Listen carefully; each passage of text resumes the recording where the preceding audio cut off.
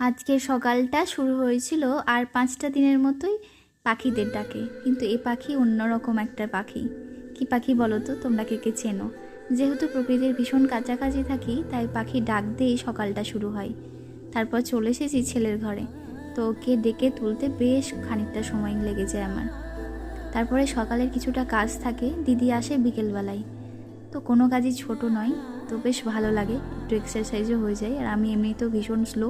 তো কিছু মানুষের ধারণা থাকে ছোট থেকে না করলে নাকি কিছু পারা যায় না, কিন্তু এই ধারণা ভ্রান্ত। যাই হোক, তারপরে ছোট্ট করে একটু স্কিন কেয়ার থাকে মর্নিং রুটিনে। তো কিছুদিন থেকে এই প্রোডাক্টটি আমি ইউজ করছি, বেশ ভালো। তো ক্লিনজার দিয়ে ক্লিন করে নিচ্ছি। ভীষণ ভোরবেলায় ওঠায় অনেক কিছু কাজ কিন্তু হয়ে যায়, আর যেদিন লেট হয় সেদিন সব কিছু লেটে লেটে চলে। কিন্তু আমি ওই যে বললাম ভীষণ স্লো, ওই জন্য তাড়াতাড়ি কোনো কিছু পেরে উঠি না। তো তাপের মধ্যে সানস্ক্রিনটা মাস্ট, তো সেটাই ইউজ করে নিচ্ছি। আর ভালো করে ম্যাসাজ করে নিই, যেহেতু আমার গালগুলো খুব গোল গোল।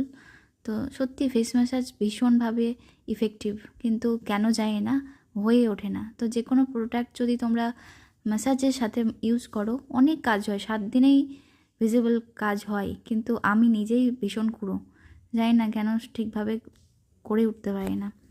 যাই হোক, আর হাজব্যান্ড অনেকটা হেল্প করে ওঠে।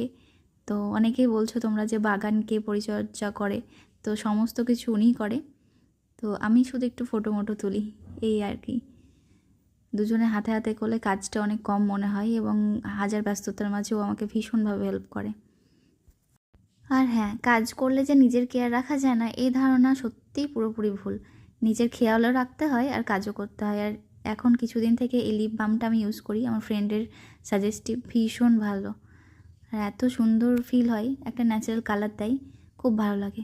তো সমস্ত কিছু করে চলে এসেছি রান্নাঘরে, আর দেখতেই পাবে কিছু ড্রাই ফ্রুটস খাচ্ছি। তো সেগুলো খেতে খেতেই আমি একটু ক্লিন করে নিচ্ছি।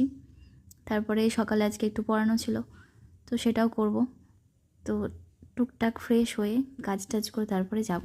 আর তোমাদের সঙ্গে যেটা শেয়ার করছি, এটা হচ্ছে আমাদের এয়ার ফ্রায়ার। তো ইদানিং এটাতে অনেক কিছু খাবার করি, একদম অয়েল ফ্রি। দেখো কত সুন্দর ভাজা হয়ে গেছে।